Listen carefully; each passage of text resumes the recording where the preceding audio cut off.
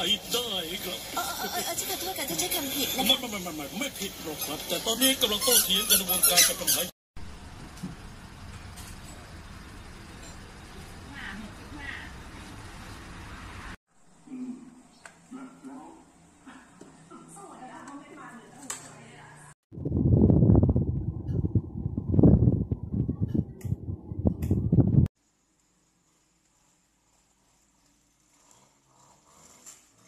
ใหม่ผสานเซ็งสิเกรดพิสูจน์จากผู้เชี่ยวชาญช่วยลดกลิ่นปากนาน12